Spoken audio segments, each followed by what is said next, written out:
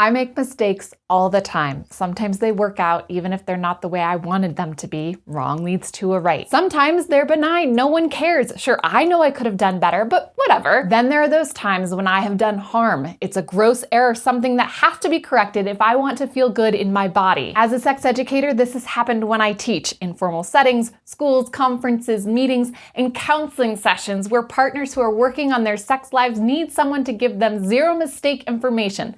And it's happened on YouTube. I make mistakes. So I wanted to talk about it and share how I've tried to correct them, partly as a model for others, but also to recognize my own humanness and emphasize that I'm not an infallible resource for your sexuality. You have to stay curious.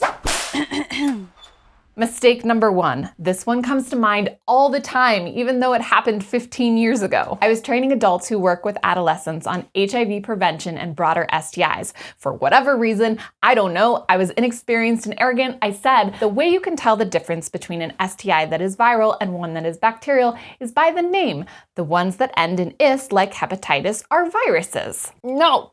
This is not true. It's dangerously wrong. Syphilis, for example, ends in "is" but is not a virus. It's caused by bacteria, which means in its early stages, spots on the palms, etc., it can be cured with antibiotics. Viruses can't. So it haunts me that someone out there might think syphilis is a viral infection and not seek the medical care that they need.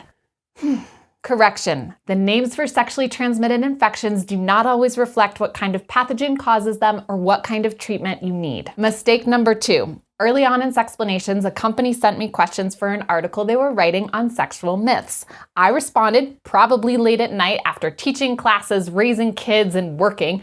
Then months later, I came across the article with me saying something that didn't make any sense. I would never say that. That isn't true. I got really huffy and went to a mentor who advised me. I suggest emailing or tweeting the author and saying, hey, I don't remember saying this and don't think that this is true. Can you provide a source for me and include it in the article? So I did this, but in a much less curious and less humble tone. The company apologized and made it better. Then I found my original interview in my emails, and sure enough, I had said the thing.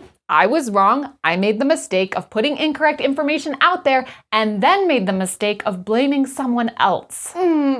Since then, the company has disbanded. There's no direct way to reach them, but I can still make amends. 1, by owning what I did so that any of you who remember this dispute know what really happened. And 2, I can do better in other interviews, making sure that when I have the opportunity to answer sex questions, I'm on and not exhausted, and I soften my tone when there's confusion. A third mistake I made in a Sexplanations video. Someone asked if they could eat a cucumber after using it on their own body, and I said, putting your own semen, vaginal fluid, blood, feces, urine, etc. into your mouth is unlikely to cause harm. I reasoned that if there's bacteria and the like in them, then they're from your body. You already have them. Duh! This isn't completely true, and thankfully many of you let me know in the comments. We pulled the video and edited that part out. What else? I confused paramour with metamor.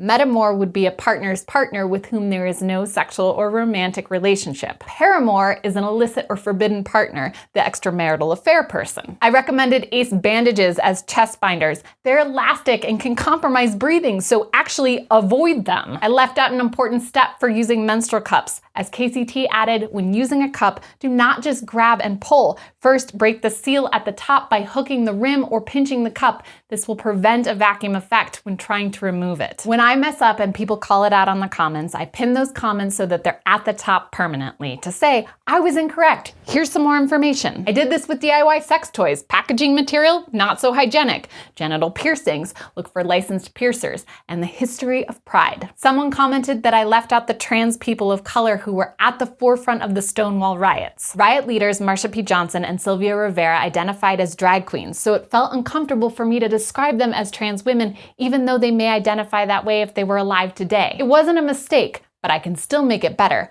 which I hope I did with the episode all about trans history, researched and written with people from the trans community. I want to be trustworthy and reliable. I don't want to be wrong, but I also don't want to contribute to the myth that anyone, including me, is 100% correct all of the time. I, Lindsay Doe, have made many, many errors. Some of them I've worked through, some of them I'm still sorting out how to amend. I've left notes in the description and comments about my works in progress.